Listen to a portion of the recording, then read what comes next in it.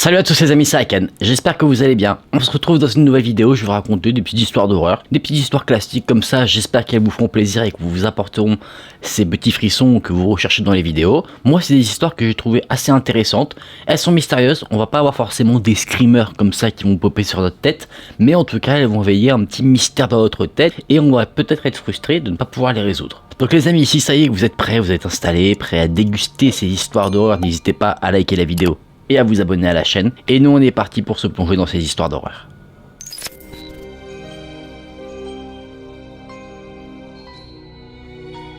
Un matin, un homme s'est réveillé dans une rue totalement déserte. Une rue qui se trouvait dans une petite ville. Lui, en se réveillant, ne savait pas du tout ce qu'il faisait là, il ne savait pas où il était. Il avait en gros un gros trou noir, il ne savait pas ce qu'il faisait avant, il ne sait pas comment il est venu là. Donc il se posait pas mal de questions. Il a vu une femme marcher vers lui et il l'a donc interpellé. Il dit: je suis navré de vous déranger mais j'ai perdu ma montre, pouvez-vous me dire quelle heure il est? Quand la femme l'a vu, elle a crié et elle s'est enfuie en courant. L'homme était assez choqué, il ne comprenait pas pourquoi elle avait eu ce comportement. Et le temps passe un petit peu, quelques minutes à peine, et il se rend compte que toutes les personnes qui le voient s'enfuient en courant. À chaque fois qu'il se rapproche de quelqu'un, la personne semble assez terrorisée et prend la fuite. L'homme se dit: il doit y avoir quelque chose qui cloche avec moi. Je devrais rentrer chez moi le plus rapidement possible. Il interpelle un taxi s'arrête. L'homme se rapproche du véhicule pour lui demander si le taxi est libre et si jamais il peut l'amener chez lui.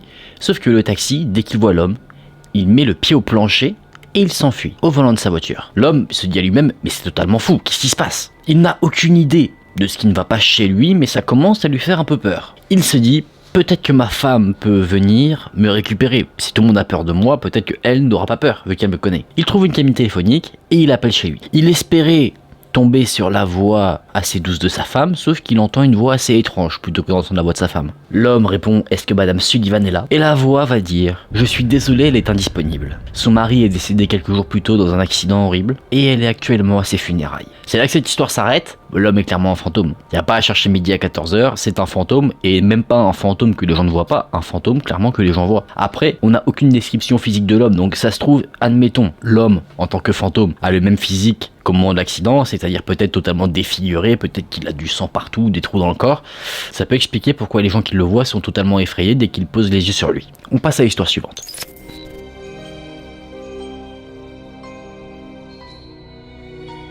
Il y avait un homme qui adorait manger. Chaque jour, il rentrait à midi chez lui pour manger un repas avec sa femme. Sauf que, premier point noir, cet homme n'est pas un bon mari. Il est vicieux, il a toujours un mauvais tempérament, il parle mal à sa femme, parfois il la bat, donc sa femme avait peur de lui. Elle était quelqu'un de plutôt timide, et pour éviter que le pire ne lui arrive à chaque fois, elle faisait généralement ce que son mari lui demandait de faire tout le temps. Parce qu'elle savait que si elle ne le faisait pas ou si elle désobéissait, son mari allait la battre. Un jour, alors que le mari était en train de rentrer pour manger à midi, il s'est arrêté à une boucherie et il a acheté du foie, son plat préféré. Il l'a donné à sa femme en rentrant pour que sa femme le cuisine et qu'il puisse le déguster non pas le midi mais le soir. Pour le midi, la femme avait préparé des pâtes, donc lui devant aller au travail après, il s'est assis à table et a commencé à manger. Alors qu'il était en train de déjeuner, sa femme lui donnait un petit peu les nouvelles locales. Elle l'informait qu'une vieille femme riche était décédée. Son corps avait été amené à une église qui se trouvait dans la ville, et l'homme, lui, il s'en foutait royalement de cette nouvelle. Lui, il était en train de déguster ses pâtes comme si ça venait d'un restaurant étoilé, il buvait du vin en même temps,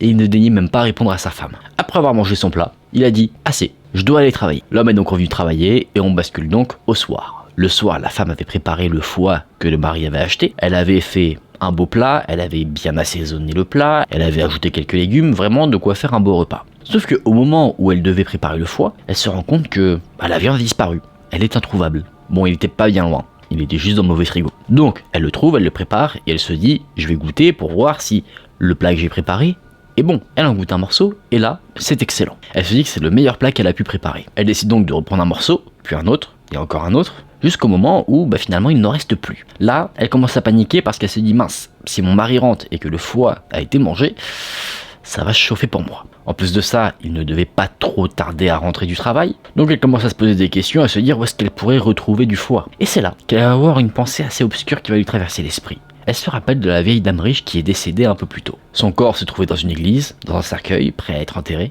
sans surveillance. Donc est-ce qu'il y aurait quelque chose à faire avec ça? On avance un peu dans le temps. Le mari est rentré du travail, le repas a été servi. Le mari s'est levé après avoir mangé et a dit que c'était délicieux. Il n'avait jamais mangé un aussi bon dîner. Les légumes étaient cuits à la perfection, la salade était assaisonné comme il le fallait, et le foie était le foie le plus goûtu qu'il avait pu manger de toute sa vie.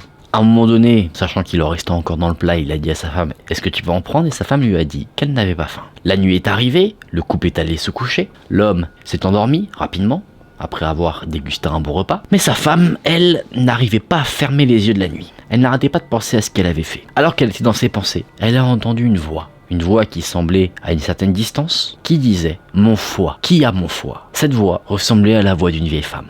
Et au fur et à mesure du temps, elle semblait également se rapprocher. Elle continuait à parler en disant « Où est mon foie? Je veux mon foie. » La femme, elle, ne savait pas si cette voix était réelle ou si c'était juste son imagination. Et les sons continuaient à percer ses pensées. La femme a essayé de répondre à cette voix en disant « Je n'ai pas votre foie ». Elle le disait en chuchotant pour ne pas réveiller son mari. Et du coup, à un moment, totalement paniquée, elle pointe le doigt vers son mari et dit « C'est lui qui l'a ». Sacré poucave. D'un coup, la femme se réveille. Tout ça ne semblait être qu'un cauchemar. Elle a des sueurs froides, elle a du mal à respirer parce que sa respiration est saccadée, elle a eu une grosse panique. Et du coup, elle se rend compte que le secret qu'elle gardait en elle, en fait, il est plus difficile à garder qu'elle ne le pensait. Donc elle décide de réveiller son mari pour tout lui avouer. Elle explique donc que, avant que le mari ne rentre du travail, elle s'est introduite dans l'église où se trouvait le corps de la vieille femme riche qui était décédée, qu'elle avait ouvert son cercueil et qu'elle avait volé son foie pour le cuisiner et que son mari l'avait mangé. Évidemment, le mari est devenu très énervé, mais quelque chose va calmer sa colère. Sa femme lui parlait également des voix fantomatiques qu'elle a entendues dans son rêve. Et le truc, c'est que le mari, lui, il est apeuré par les fantômes. Il dit à sa femme « Je suis celui qui a mangé son foie, donc c'est sur moi qu'elle va exercer sa vengeance. » Le mari sort du lit et descend au rez-de-chaussée. Sa femme, elle, est assise sur son lit. Elle se demande ce que son mari va faire. Et quelques minutes plus tard, elle entend des bruits de pas qui remontent vers la chambre. Elle se demande ce que fait son mari, mais elle va vite le comprendre. Parce que quand le mari revient dans la chambre, il a dans la main un couteau de cuisine. La femme, apeurée, crie encore et encore, jusqu'à ce que ses cris s'éteignent. Plus tard dans la nuit, le mari se rend à l'église. Il s'introduit dans la crypte de l'église où se trouve la vieille femme. Il s'approche de son cercueil et il place à l'intérieur un nouveau foie. Après cela, il est rentré chez lui. Le sommeil du mari n'a plus jamais été dérangé. Et en plus de ça, on n'a plus jamais entendu parler de sa femme. C'est là que cette histoire s'arrête, c'est une histoire un peu dégueulasse. J'ai envie de vous dire bon appétit. Et si vous mangez de la viande, vérifiez que ça vient pas du cimetière d'à côté. Non, c'était une histoire sympa. Assez creepy. Après, c'est fou parce que tu te dis que cette histoire-là aurait été totalement différente si le mari n'était pas violent. S'il était compréhensif et qu'en soi il était simplement normal, que c'était un bon mari, sa femme n'aurait pas eu peur de lui dire désolé, c'était tellement bon que j'ai tout mangé. Le mari se serait dit ok, on se fait un Uber Eats, on se fait livrer un McDo. Fin de l'histoire, il n'y a pas de crime ou quoi que ce soit. Donc, est-ce qu'on peut se dire dans cette histoire que la faute c'est la faute du mari? Je pense que oui. En tout cas, c'est mon avis.